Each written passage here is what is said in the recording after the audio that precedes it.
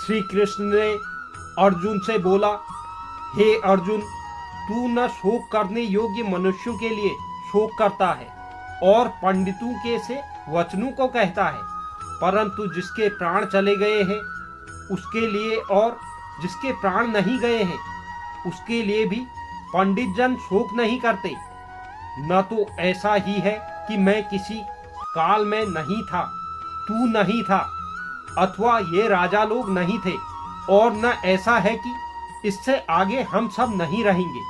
जैसे जीवात्मा की इस देह में बालकपन, जवानी और वृद्धावस्था होती है, वैसे ही अन्य शरीर की प्राप्ति होती है। उस विषय में धीर पुरुष मोहित नहीं होता।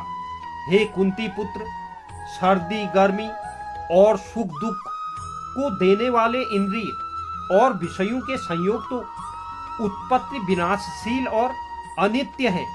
इसलिए हे भारत, उसको तू सहन कर, क्योंकि हे पुरुष श्रेष्ठ, दुख सुख को समान समझने वाला जिस धीर पुरुष को ये इंद्रिय और विषयों के संयोग व्याकुल नहीं करते, वह मोक्ष योग्य होता है। असत वस्तु की तो सत्ता नहीं है और सत का अभाव नहीं है। इस प्रकार इन दोनों का ही तत्व ज्ञानी पुरुषों द्वारा देखा जाता है। नाश रहित तो तू उनको जान जिससे यह संपूर्ण जगत दृश्य वर्ग व्याप्त है। इस अविनाशी का विनाश करने में कोई भी समर्थ नहीं है। इस नाश रहित अप्रमेय नित्य स्वरूप जीवात्मा के ये सब शरीर नाशवान कहे गए हैं। इसलिए हे भरतवंशी अर्जुन, तू युद्ध कर।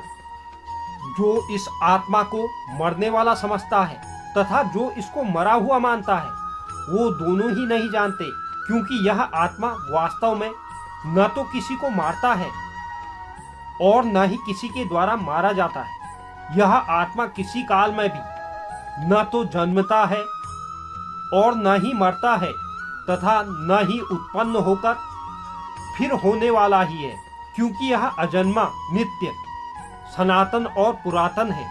शरीर मारे जाने पर भी यह नहीं मारा जाता।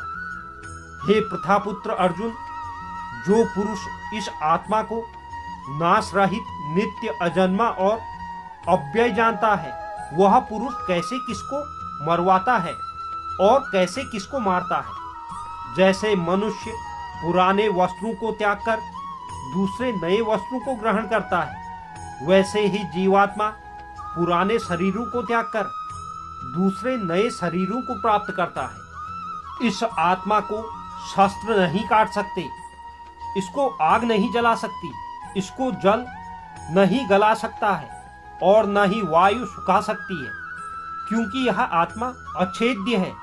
यह आत्मा अधाह्य, अक्लेद्य और निसंदेह अशोच्य है तथा यह आत्मा नित्य, सर्वव्यापी, अचल, स्थिर रहने वाला और सनातन है। यह आत्मा अव्यक्त है, यह आत्मा अचिंत्य है और यह आत्मा विकार रहित कहा जाता है। इससे हे अर्जुन, इस आत्मा को उपयुक्त प्रकार से जानकर तू शोक करने को योग्य नहीं है, अर्थात तुझे शोक करना उचित नहीं है।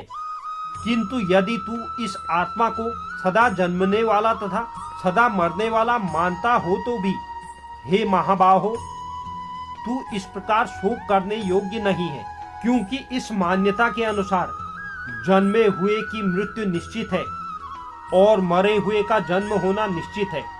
इससे भी इस बिना उपाय वाले विषय में तू शोक करने योग्य नहीं है।